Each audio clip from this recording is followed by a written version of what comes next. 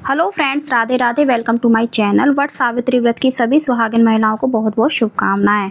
Friends, अगर हम घर पर वट सावित्री व्रत की पूजा करते हैं तो हम वट की टहनी घर पर लाते हैं और उसको किसी गमले में या फिर लोटे में लगा लेते हैं और घर पर वट सावित्री व्रत की पूजा करते हैं। जब हम वट की टहनी लाएं तो ध्यान रखें उसमें एक किल्ली लगे होनी चाहिए, क्योंकि किल्ली को निकल करके ही हम वट सावित्री व्रत का पाठ करते हैं। इसके बाद पूजा करने के लिए हमें चौकी चाहिए। चौकी पर बिछाने के लिए पीला वस्त्र चाहिए।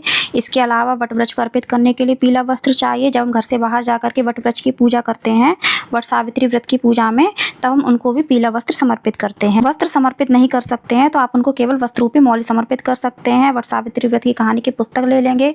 इसके साथ ही हम एक बांस का पंखा लेंगे, क्योंकि गर्मियों का मौसम होता है तो हम आज के दिन वट वृक्ष की हवा भी करते हैं, उनकी सेवा करते हैं। अब फ्रेंड्स, वट वृक्ष की पूजा या तो हल्दी से की जाती है या फिर चंदन से की जाती है। यहाँ पर मैंने रोली ली है जिससे हम गणेश जी की और माता गौरी की पूजा करेंगे। अक्षत लिए हैं। इसके साथ ही मैंने तिल भी लिए हैं। तिल ऑप्शनल है, क्योंकि वट सावित्री के दिन अमावस्या होती है तो आप दीपक में थोड़े से काले या फिर सफेद तिल डाल करके भी दीपक प्रज्वलित कर सकते हैं। इसके साथ ही मैंने 2 दीपक लिए हैं, जिसमें एक दीपक से मैं आरती करूंगी और एक दीपक में वट वृक्ष के नीचे प्रज्वलित रहने दूंगी।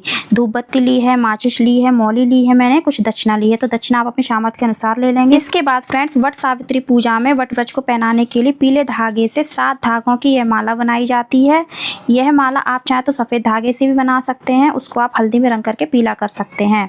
इसके बाद हमने अनाज लिया है। अनाज में आप गेहूं, जौ या फिर अक्षत ले सकते हैं। अब वट वृक्ष को सींचने के लिए हमें 1 लोटा जल की आवश्यकता पड़ती है। जब हम घर से बाहर जाकर के पूजा करते हैं तब भी हमें इन्हीं पूजा सामग्री को ले जाना होता है। पूजन सामग्री सेम रहती है। इसके बाद हमने गौरी गणेश बनाए हैं, तो हमने गौरी माता हल्दी से बनाई हुई हैं और गणेश जी हमने सुपारी से बनाए हुए हैं। आप चाहे तो मिट्टी से भी बना सकते हैं। इसके साथ ही हमने आटा में हल्दी मिला करके ऐपन बनाया जाता है। यह भी आज के दिन बरगद के पेड़ को लगाया जाता है। काले चने भिगोए जाते हैं रात में, इनको आप जरूर ले लें। भीगे हुए काले चने बरगद के पेड़ को समर्पित किए जाते हैं। कच्चा सूत लिया है। कच्चे सूत से ही बरगद के पेड़ को आज के दिन फेरी लगाई जाती हैं। इसके बाद हमने सिंदूरा लिया है, जो कि हमारी शादी का होता है। इससे हम गौरी माता को सिंदूर प्रदान करते हैं और बाद में उनसे सुहाग लेते हैं। अगर आपके पास सिंदूरा नहीं है तो आप सिंदूर का नया पैकेट ले लें, उससे आप गौरी माता को सुहाग प्रदान कर सकते हैं और बाद में वह सिंदूर आप स्वयं भी यूज कर सकते हैं।